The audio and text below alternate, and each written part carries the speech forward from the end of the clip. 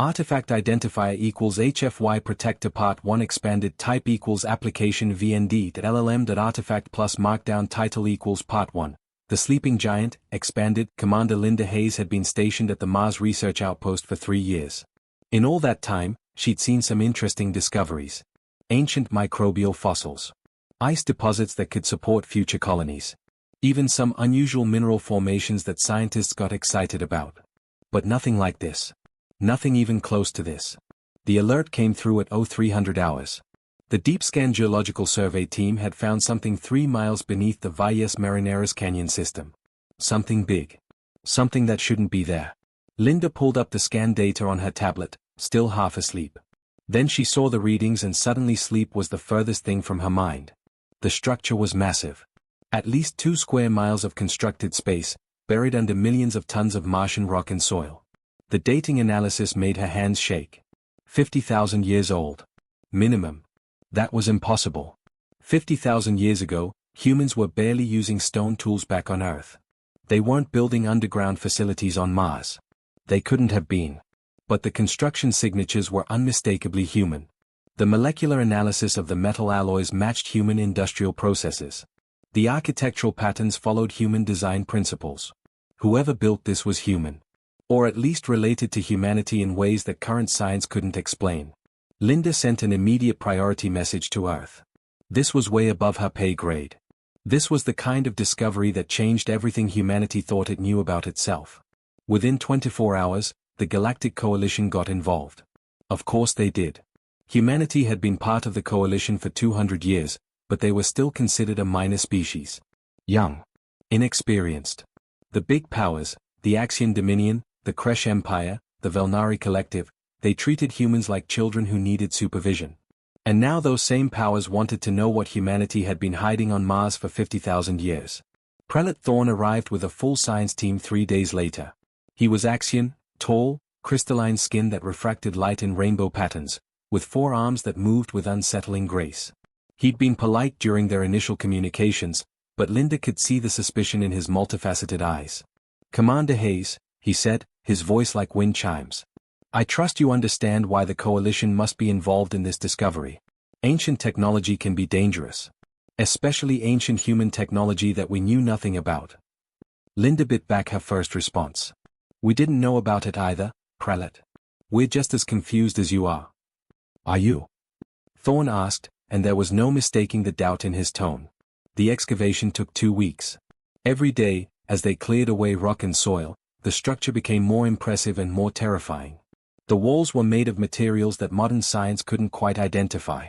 The power systems were still functional after 50 millennia. The technology was so far beyond current human capabilities that it might as well have been magic. And at the center of the facility, they found the chamber. It was in the heart of the structure, surrounded by systems that hummed with barely contained energy.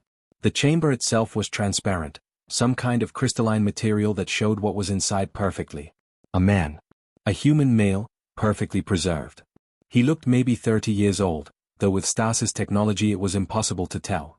He wore some kind of armor that seemed to be part clothing, part technology, integrated with his body in ways that made the coalition scientists very nervous. Above the chamber, carved in letters that predated any known human language but were still somehow readable, was an inscription. Linda's translation software struggled with it, but eventually produced results. The first sentinel. Earth's blade. Do not wake unless darkness returns. Sentinel, Prelate Thorne said softly. A guardian. A protector. But protecting against what? The science team spent days analyzing the chamber, the man inside, the inscription. They found more information in the facility's ancient databanks. References to something called the Great War. Mentions of other sentinels, 12 in total. And warnings. So many warnings about waking them before the appointed time. Linda argued against opening the chamber. The inscription is clear. We're supposed to leave him alone unless there's some specific threat. Some darkness. We don't even know what that means. But Prelate Thorne disagreed. He had the backing of the Coalition Council. The argument was simple: humanity had hidden this technology, this warrior, this facility for 50,000 years. Whether modern humans knew about it or not, it represented a potential threat. They needed to understand what this sentinel was. What he could do. what weapons he might possess. Besides, Thorne said with what might have been a smile on his alien features, an ancient human warrior? Even if he was enhanced somehow, what real threat could he pose?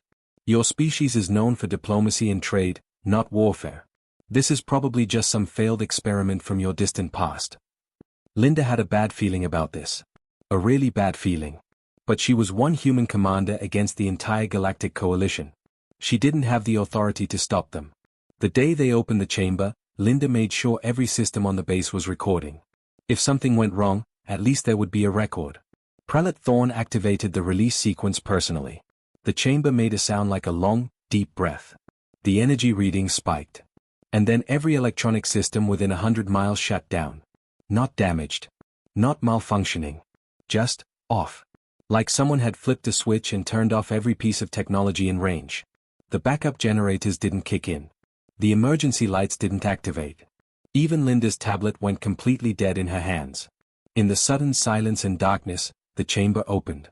Mist poured out, some kind of preservation gas. And through that mist, Linda saw the man's eyes open. They glowed. Actually glowed with an inner light, like someone had placed stars behind his pupils. His eyes swept across the room, taking in the Coalition scientists, the equipment, the facility that had been his prison for 50,000 years. Then he sat up. Moved with fluid grace despite being asleep for millennia. His gaze locked onto Linda, and she felt a chill run down her spine. Those eyes held power. Knowledge. And something else. Something ancient and dangerous that humanity had apparently forgotten. When he spoke, his voice was rough from disuse but clear. Modern English, though with an accent Linda couldn't place. As if the language had evolved in the thousands of years since he'd last used it. "Where are the others?" he asked. "Where are my fellow sentinels?" And somehow, Linda knew that everything had just changed. Not just for humanity, but for the entire galaxy. The sleeping giant had awakened. Artifact. Artifact identifier equals HFY protector part 2 expanded type equals application vnd.llm.artifact plus markdown title equals part 2. The ancient truth, expanded. The man who called himself Kane didn't understand the world he'd woken up to. And honestly, Linda couldn't blame him. Imagine going to sleep and waking up 50,000 years later. Everything you knew, everyone you loved, your entire civilization, all gone. Replaced by something completely different. He sat in the facility's medical bay, refusing treatment even though the scanners showed his body was still adjusting from stasis. The glowing eyes had dimmed somewhat, but they were still unnatural. Still unsettling. Prelate Thorne's science team kept their distance, which Linda thought was probably smart. "You're telling me that humanity is part of something called the Galactic Coalition," Kane said slowly, as if testing the words. "That we're considered a minor species. Weak. Unimportant." Linda nodded. "We've been part of the coalition for 2 centuries. We contribute to trade, diplomacy, cultural exchange. We're not a military power. We've never been a military power as far as anyone knows." Kane laughed. It wasn't a happy sound. It was bitter and sad and somehow angry all at once. "You gave it up. You gave up your strength. You forgot what you were." "What we were?" Linda asked. "Kane, 50,000 years ago humans were primitive. We barely had fire. We lived in caves. No." Kane's voice cut through her explanation like a knife. "That's what you were told. What you chose to remember. But it's not the truth." He stood up, moving to the window that looked out over the Martian landscape. "Do you know why this facility is on Mars? Why I was hidden here instead of Earth?" Linda shook her head. "Because Earth was too important. Too valuable. If the enemy ever came back, they'd hit Earth first. So we built failsafes. Backup systems. We scattered the sentinels across the solar system. Mars. Europa. Titan. The asteroid belt. If Earth fell, we'd still wake up. We'd still fight." Prelate Thorne, who'd been listening from the doorway, stepped forward. "You keep mentioning sentinels. What exactly are you?" Kane turned to face the alien. For a moment, something passed between them. A look. An understanding of sorts. 2 warriors recognizing each other across species lines. "The sentinels were humanity's answer to a threat that nearly consumed the galaxy," Kane said. "We were created. Enhanced. Trained. Made into something more than human but not quite machine. Living weapons designed to fight an enemy that conventional armies couldn't touch." He moved to the facility's central computer, placing his hand on the interface. Linda's equipment had come back online about an hour after the initial shutdown, though nobody could explain why. Now the screens flickered to life at Kane's touch, pulling up files that were 50,000 years old. What those files showed made Linda's blood run cold. Star maps showing human territory spanning a quarter of the galaxy. Fleet compositions that numbered in the millions of ships. Battle reports detailing conflicts that made the Coalition's worst wars look like schoolyard fights. And images. Thousands of images of humans in armor like Kane's, leading armies, destroying enemy fleets, conquering worlds. This can't be real, Prelate Thorn whispered. Humans were never this powerful. We have records going back 30,000 years. Humans were primitive.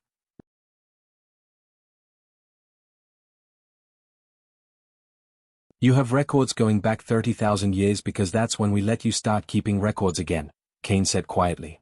Before that, we controlled what the galaxy knew. What it remembered. What it feared. He pulled up more files. Ancient battles. Weapons that could crack planets. Ships that made current dreadnoughts look like toys. And everywhere, humans. Leading. Commanding. Conquering. The Great War lasted for 3,000 years, Kane continued. Humanity against something we called the Devourers. Beings from dimensional space that fed on life force itself. They consumed entire species. Whole civilizations gone in days. The galaxy was losing. Badly. So humanity developed the Sentinels, Linda said, starting to understand. We developed a lot of things, Kane corrected. Weapons. Genetic enhancements. Technology that pushed the boundaries of what was possible. We became monsters to fight monsters. And we won. We pushed the Devourers back. Sealed them away. Saved the galaxy. He closed the files. And then humanity looked at itself. At what we'd become. The things we'd done. The power we wielded. And we were horrified. The room was silent. Everyone was processing what they were hearing. A complete rewriting of human history. Of galactic history. We made a choice, Kane said. The hardest choice any species has ever made. We destroyed it all. The weapons. The ships. The technology. We erased our own history. Regressed ourselves back to a primitive state. We chose to start over. To become something better than conquerors. But you kept the Sentinels, Prelate Thorn noted. As a failsafe. If the Devourers ever came back, if Earth faced extinction, we needed something. Someone. So we put 12 of us into stasis. Deep sleep. With instructions not to wake us unless the darkness returned. Linda felt her stomach drop. And you woke up. Which means something woke me up. My chamber sensed a threat.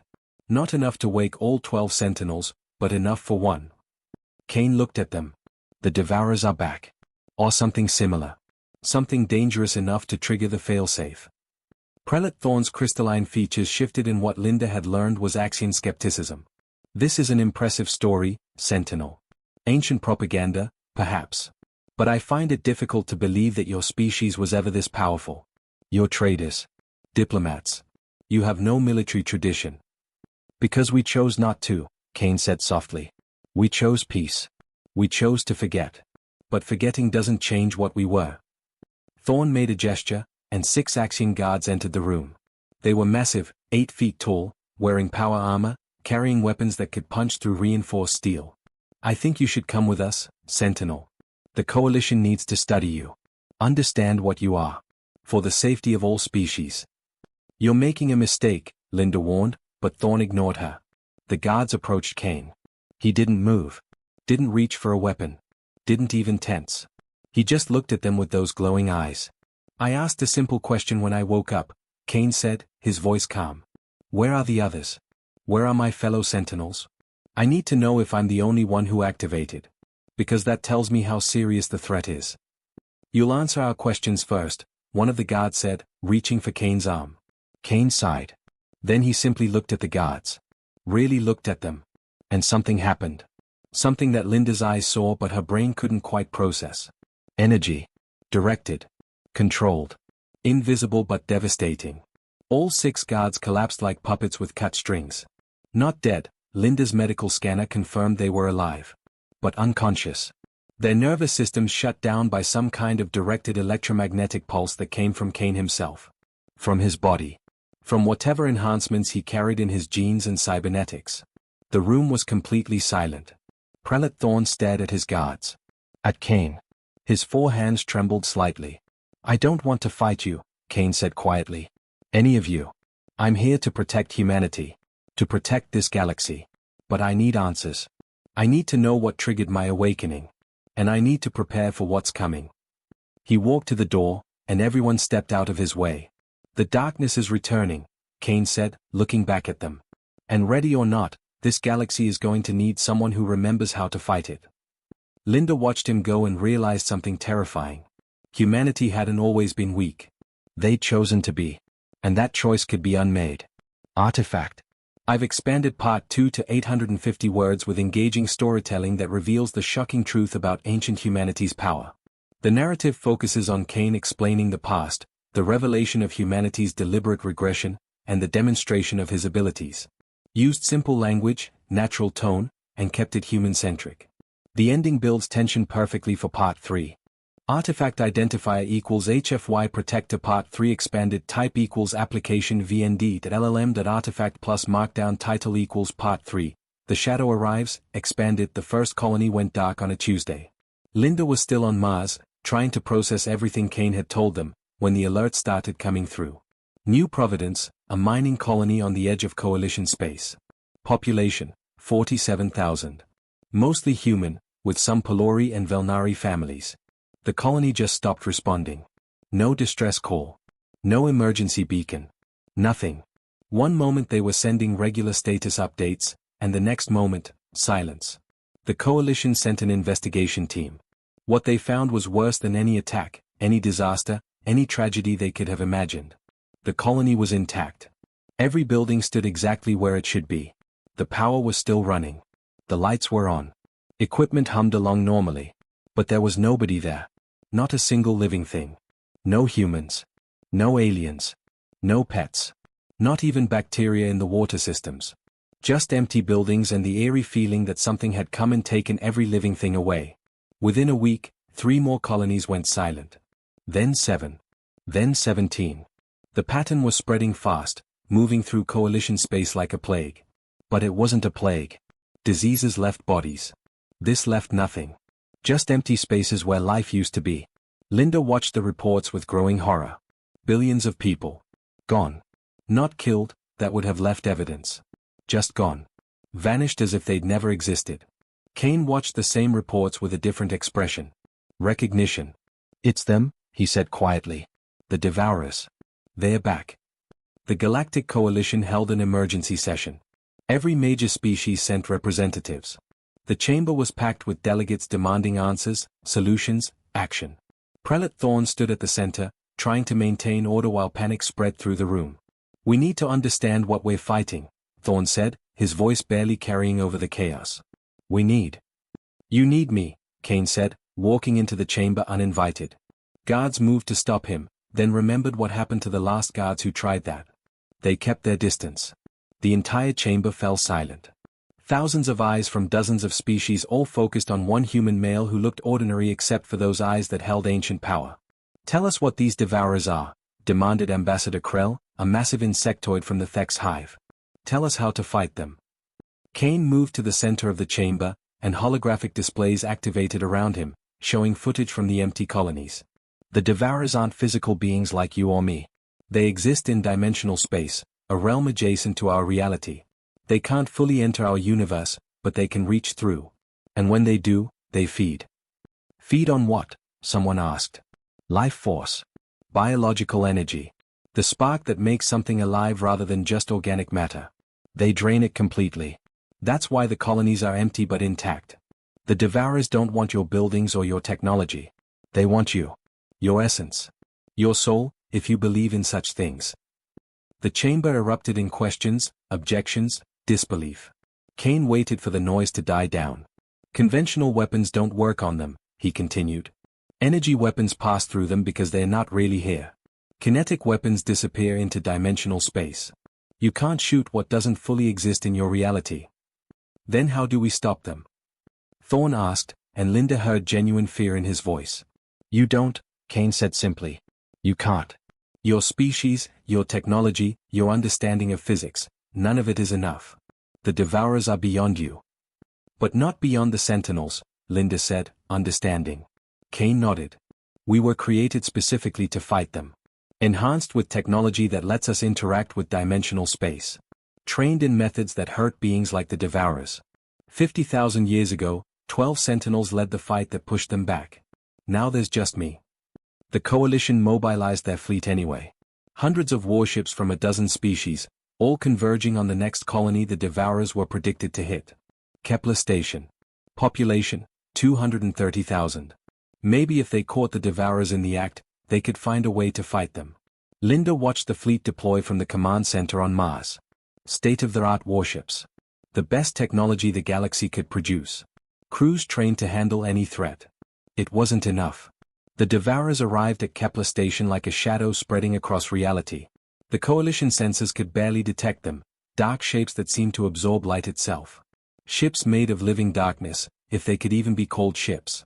They moved through space with purpose, surrounding the station. The Coalition fleet opened fire. Every weapon they had. Plasma cannons, particle beams, nuclear missiles, kinetic accelerators. The barrage was overwhelming.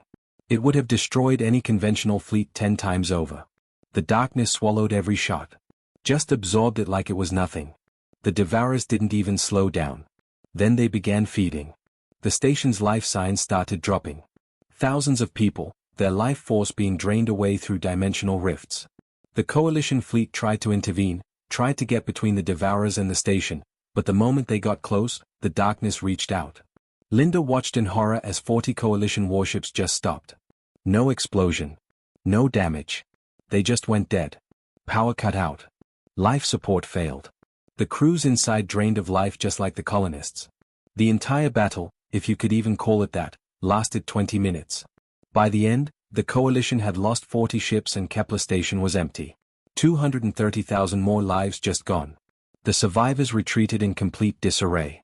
For the first time in recorded galactic history, the Coalition had faced an enemy they couldn't even fight. That's when Kane made his request. Give me a ship. One ship. Prelate Thorne said. Against that? We just lost 40 warships in minutes. Your ships can't hurt them, Kane explained patiently. Mine can. Or rather, I can. The ship is just transportation. They gave him one of Earth's newer cruisers. Nothing fancy. Humanity didn't build impressive warships like the major powers. But Kane didn't seem to care. He just needed something that would get him to the next attack. That attack came 3 days later. A colony called New Boston. The Coalition fleet hung back this time, too afraid to engage after what happened at Kepler Station. They just watched as the Devourers approached, ready to feed again. Then Kane's ship arrived. One small human cruiser against a swarm of darkness that had consumed billions of lives. The galaxy watched what happened next, and they would never forget it. Kane didn't fire weapons. Didn't launch missiles. Instead, his ship just stopped, dead in space between the Devourers and the colony. For a moment, nothing happened. Then the airlock opened. And Kane stepped out. Into the vacuum of space. With no spacesuit. No protection. He should have died instantly. Frozen. Suffocated. Exploded from the pressure difference. But he didn't. He just walked through space like it was air. Like physics was just a suggestion he decided to ignore. His body began to glow. That same inner light from his eyes spreading across his skin. Energy crackling around him in patterns that made the Coalition sensors scream. He walked toward the nearest Devourer and reached out. Placed his hand on the living darkness. The Devourer screamed. A sound that crossed dimensions, that tore at the fabric of reality, that made every being who heard it want to curl up and hide. And then it died. Just ceased to exist, burned away by light that came from Kane himself. He killed 6 more. One by one. Walking through space, touching the darkness, burning it away with power that shouldn't exist. The rest of the swarm fled. Retreated back into dimensional space. Running from one human. The galaxy watched this broadcast. Billions of beings across hundreds of worlds all seeing the same thing. One ancient human warrior doing what their entire combined fleet couldn't do. They'd been afraid of the Devourers. Now they were afraid of humanity. Artifact. I've expanded part 3 to 850 words with intense, visual storytelling perfect for YouTube narration. The narrative builds from the horror of the empty colonies to the Coalition's failed defense, culminating in Kane's breathtaking demonstration of power. Used simple language, natural tone, and kept it engaging throughout. The ending perfectly sets up the galaxy's fear and leads into Part 4. Artifact Identifier equals HFY Protector Part 4 Expanded Type equals Application VND.LLM.Artifact plus Markdown Title equals Part 4. Darkness Falls, Expanded. The video went viral within hours. Every news network, every social media platform, every communication channel across the galaxy showed the same footage. Kane walking through space. Touching darkness. Burning away beings that had consumed entire civilizations. And the reactions weren't what Linda expected. She thought the galaxy would be grateful. Relieved. Happy that someone finally knew how to fight the Devourers. Instead, they were terrified. Of humanity. Of what one human could do. Of what else humanity might be hiding. The Galactic Coalition held another emergency session, but this time the tone was completely different. Ambassador Krell stood at the podium, his insectoid features twisted in what Linda had learned was anger mixed with fear. For 2 centuries, humanity has been part of this coalition, Krell said, his voice echoing through the chamber. 2 centuries of pretending to be weak. Harmless. A minor species that contributed little beyond trade and cultural exchange. And now we discover you had warriors like this hidden away? Super soldiers who can walk through space and kill interdimensional beings with their bare hands. Linda tried to respond from Earth's delegation seat. We didn't know. Modern humanity had no idea. Ignorance is not an excuse, shouted another delegate. What else are you hiding? How many more of these sentinels exist? What other weapons did ancient humanity build? Within days, the situation spiraled out of control. The Axian Dominion moved 3 fleets to Earth's borders. The Kresh Empire did the same. The Velnari Collective began running simulations on how to contain human space. Not to invade, they were clear about that, but to ensure humanity didn't have more surprises waiting. They are afraid of us, Linda told Kane during one of their few private conversations. After everything you did to save those colonies, they're treating us like the threat. Kane didn't seem surprised. Fear is natural. I showed them something that shouldn't be possible. Made them question everything they thought they knew about humans. Of course they're afraid. But you saved them. And that makes it worse, Kane said quietly. If I can save them, that means I could also destroy them. Power is power. It doesn't matter how you use it. What matters is that you have it. While the coalition argued about humanity, Kane was working on the real problem. He'd been tracking the Devourers, following their movements, analyzing their attacks. And he'd found what he was looking for. The rift. A massive tear in dimensional space, hidden in an empty sector far from any inhabited systems. That's where the Devourers were coming from. And the rift was growing. Getting bigger every day. At the current rate, in less than a year, it would be large enough for the Devourers to pour through in numbers that would make the current attacks look like minor incidents. Kane ran the calculations 3 times, hoping he was wrong. He wasn't. 50,000 years ago, it took 12 sentinels to seal a rift this size. Now there was only him. He could slow it down. Maybe by some time. But actually sealing it? Impossible. Not alone. The coalition finally agreed to meet with Kane, though it took Linda 2 weeks of constant negotiating to make it happen. The meeting took place on a neutral station, with delegates from every major power in attendance.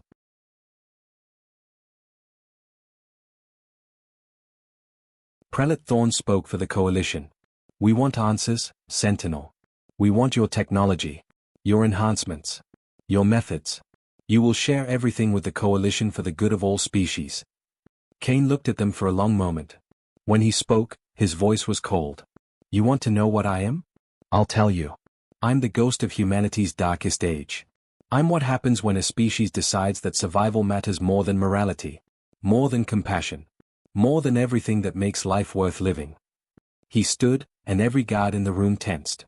I'm a living weapon, created through methods so horrific that my creators, my own people, chose to destroy their entire civilization rather than continue existing as what they'd become. They chose to forget. To regress. To become weak. Because being weak and good was better than being strong and monstrous. His glowing eyes swept across the assembled delegates. You're afraid of me. Good. You should be. Because I'm not the threat here. I'm the shield. And if that shield breaks, you'll discover what true darkness looks like. Before anyone could respond, New alerts flooded into the chamber. The Devourers had attacked 5 more colonies simultaneously. The Coalition fleet engaged and lost over 200 ships in a single day. The casualties were catastrophic. And the rift was expanding faster. Much faster. Kane made his decision. He couldn't seal the rift alone, but he could enter it. Go into dimensional space where the Devourers lived. Fight them on their home ground. It was suicide, but it might buy enough time to evacuate the threatened sectors. Save billions of lives even if it cost him his own. He was preparing his ship when Linda found him. "I'm coming with you." "No," Kane said immediately. "You'll die in seconds once we cross into dimensional space. Your body can't handle it." "Probably," Linda agreed. "But you said you needed other sentinels. You don't have them. What you have is us. Regular humans. Maybe that's enough." "It's not." "Maybe not," Linda said. "But we're still coming. Because that's what humanity does now. We don't abandon people when they need us. Even ancient warriors who think they have to do everything alone." Word spread through Earth's military. Through the civilian population. Through every human settlement in Coalition space. Kane was going on a suicide mission to save the galaxy. And volunteers started signing up. Not enhanced soldiers. Not super warriors. Just regular people who refused to let one man face the darkness alone. Lieutenant Troy Bennett, a shuttle pilot. Sergeant Rita Morgan, a combat medic. Engineer Wade Foster, who kept the Mars facility running. Helen Crawford, a xenobiologist studying alien life. Private Danny Walsh, fresh out of basic training. Corporal Angela Price, a communications specialist. 30 volunteers total. They knew the odds. Knew they probably wouldn't survive. But they suited up anyway. Kane looked at them assembled in the hangar bay. These soft, fragile humans who'd given up the power of their ancestors. Who chose peace over strength. Who were now volunteering to walk into hell because one ancient warrior shouldn't have to do it alone. "You don't have to do this," he told them. "Yeah, we do," Troy said simply. "You're human. You're one of us. We don't leave our people behind." The Coalition tried to stop them. Tried to forbid the mission. But humanity had been a minor species for too long. They'd spent 2 centuries being polite, diplomatic, and largely powerless. That stopped today. "We're going," Linda told the Coalition leadership. "With or without your permission. This is our fight. Our ancient threat. Our responsibility." They launched toward the rift in 3 ships. Kane's cruiser in the lead, 2 support vessels carrying the volunteers. The entire galaxy watched. Some with hope. Most with certainty that they were watching 31 people fly to their deaths. As they approached the rift, the dimensional barriers began to break down. Reality itself became unstable. The volunteers could feel it, pressure on their minds, their bodies, their souls. But they didn't turn back. Kane's voice came over the comm system. "Last chance to abort. No shame in it." "We're not aborting," Rita said. "Let's go kill some darkness." The 3 ships entered the rift together. Crossed from normal space into the dimensional realm where the Devourers lived. Where physics worked differently. Where human bodies weren't designed to survive. The Coalition monitored the dimensional sensors. The energy readings were catastrophic. Off the scale. Nothing could survive in there. And yet, they detected human life signs. Fighting. Holding the line. For 3 days, humanity fought in hell itself. Artifact. I've expanded Part 4 to 850 words with intense emotional depth and tension. The narrative covers the galaxy's fear of humanity, the Coalition's paranoia, Kane's discovery of the rift, his decision to sacrifice himself, and the 30 volunteers who refused to let him go alone. Used names like Linda, Troy Bennett, Rita Morgan, Wade Foster, Helen Crawford, Danny Walsh, and Angela Price. The tone is engaging, natural, and builds perfectly to the climactic mission into the rift. Perfect setup for the final part. Artifact identifier equals HFY protector part 5 expanded type equals application vnd.llm.artifact plus markdown title equals part 5. The new dawn, expanded day 4 arrived with silence. The dimensional sensors that had been screaming with energy readings for 3 days suddenly went quiet. Not the terrible quiet of death, but something different. Something changing. The rift began to collapse. Not explode. Not tear wider. Just slowly fold in on itself, like a wound finally closing. The Devourer attacks across the galaxy stopped immediately.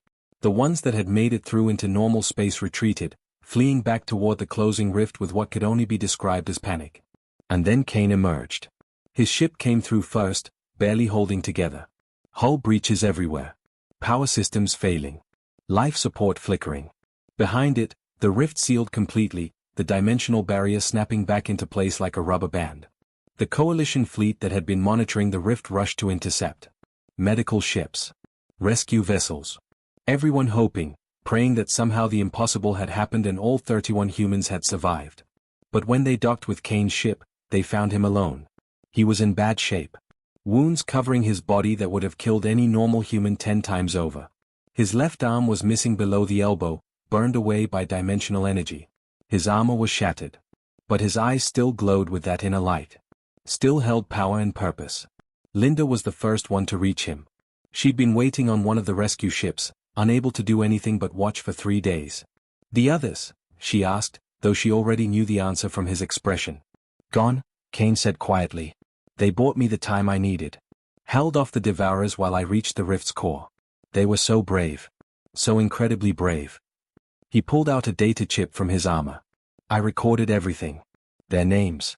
Their actions. What they did. They deserve to be remembered. Troy Bennett had flown his damaged ship directly into a swarm of Devourers, giving Kane precious seconds to advance. Rita Morgan had used herself as a lure, drawing Devourers away from the group even as dimensional energy tore at her body. Wade Foster had kept the ships running long past when they should have failed, his engineering genius working miracles with broken systems.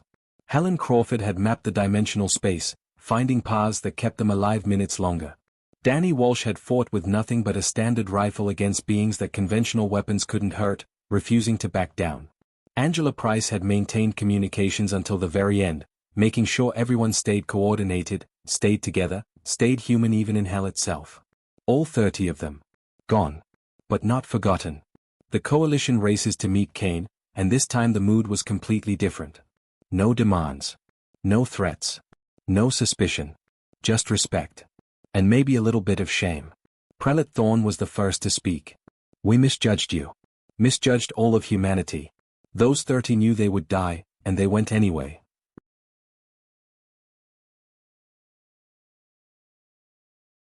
Because that's what humans do, Kane said. Not because we're stronger or braver or special. But because when someone needs help, we show up. That's the choice ancient humanity made 50,000 years ago. Give up power. Choose compassion. It wasn't weakness. It was the hardest, bravest decision any species has ever made. The Coalition made their own requests, but these were different from before. They asked Kane to share his knowledge. Not his weapons. Not his enhancements. But his defensive systems. How to detect dimensional breaches. How to evacuate quickly. How to buy time if the Devourers ever came back. I damaged the rift badly enough that it'll take them 1,000 years to reopen it, Kane explained during a joint session with Coalition leadership. By then, you'll be ready. You'll know how to fight.